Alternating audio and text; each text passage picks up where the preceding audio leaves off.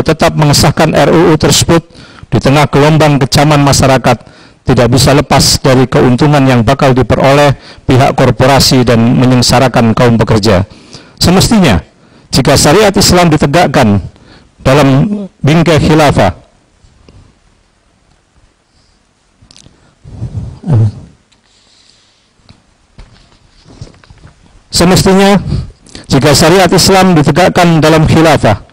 tak perlu lagi ada persoalan UMK, outsourcing, tunjangan kesejahteraan, ataupun PHK, sewenang-wenang terhadap buruh.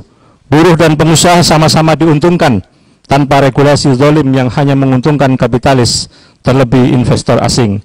Di saat yang hampir bersamaan, di saat umat Islam merayakan Maulid Nabi Muhammad SAW, sekali lagi dibuat marah oleh penghinaan atas Nabi Muhammad oleh pemimpin salah satu negara kafir yang mengatasnamakan demokrasi dan kebebasan. Hal ini tidak boleh didiamkan begitu saja. Kezaliman dan penista agama terutama kepada Nabi Muhammad SAW adalah kemungkaran yang harus disikapi. Maka dengan hanya mengharap ridha Allah Subhanahu wa Ta'ala dan mempertimbangkan bahwa satu, dakwah adalah kewajiban bagi setiap muslim. Kedua, kewajiban ulama untuk amar ma'ruf nahi mungkar, ihtimam kepada urusan agama dan umat, serta memberikan muhasabah terhadap penguasa. Ketiga, prinsip kebebasan berekspresi dan undang-undang buatan manusia adalah berasal dari sistem demokrasi yang dipaksakan atas umat Islam secara zalim. Empat, larangan dari Allah Subhanahu wa Ta'ala memberikan jalan kepada orang kafir berkuasa atas kaum muslimin sebagaimana firman-Nya, A'udzubillahi minasyaitonir rajim, bismillahirrahmanirrahim. Wa la yaj'alallahu lil kafirina 'alal mu'minina sabila. Dan sekali-kali Allah tidak akan pernah memberikan jalan kepada orang-orang kafir untuk menguasai orang-orang mukmin. Quran surat An-Nisa 141. 5. Ulama sebagai ahli ilmu harus sejalan antara amal dan perbuatannya dengan ilmunya. Ibnu Munzir menyatakan, mayoritas ulama sepakat bahwa hukuman bagi pencela Nabi SAW adalah dibunuh.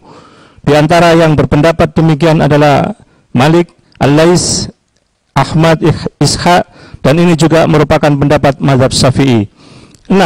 Ulama sebagai orang yang memiliki kecerdasan dalam melihat persoalan umat. Sebagaimana satu kaidah, al-aqil man yara bi awwali ra'yihi akhiral umur. Al-aqil, yaitu orang yang cerdas, adalah orang yang memprioritaskan pemahamannya pada akhir dari banyak perkara. Tafsir Al-Haqqi juz 10 halaman 337. Maka ulama melihat adanya investasi asing sebagai jalan imperialisme di bidang ekonomi. Oleh karena itu, kami para ulama yang hadir pada Multaqa Ulama Aswaja Ahlussunnah wal Jamaah menyatakan, 1. Mengutuk pemimpin negara kafir penista agama Islam pencela Nabi Muhammad SAW dan para pendukungnya, dan memberikan peringatan bahwa hukuman mereka adalah hukuman mati. 2. Menolak undang-undang Omnibus Law, undang-undang Cipta Kerja, aturan zalim produk demokrasi. 3. Menolak adanya investasi asing sebagai jalan imperialisme di bidang ekonomi. 4. Menyatakan bahwa demokrasi adalah senjata sapu jagat musuh-musuh Islam untuk menyerang Islam dan umat Islam, dan sebagai sistem yang dipaksakan atas umat Islam secara zalim. 5. Menyampaikan nasihat kepada pemerintah dan bangsa Indonesia bahwa carut-marut penanganan pandemi COVID-19 serta resesi ekonomi yang menghadang di depan mata adalah buah dari penerapan sistem kapitalis sekuler dan sama sekali tidak ada kaitannya dengan Islam dan dakwah Islam. Yang kedua, batalkan undang-undang Omnibus Law Cipta Kerja yang berpotensi menyengsarakan rakyat dan mengantarkan negeri ini semakin jauh berada dalam cengkraman imperialisme asing. Poin keenam, khilafah adalah ajaran Islam, ajaran Ahlussunnah wal Jamaah. Para ulama muktabar sepakat akan wajibnya khilafah. Khilafah adalah pelaksana syariah yang memberlakukan hukum kepada siapa saja yang melakukan pelanggaran hukum, termasuk penista agama, penghina Rasulullah Muhammad SAW. Ketujuh, menolak semua bentuk kriminalisasi, persekusi, serta kekerasan fisik terhadap para da'i, para ulama, dan pengemban dakwah Islam.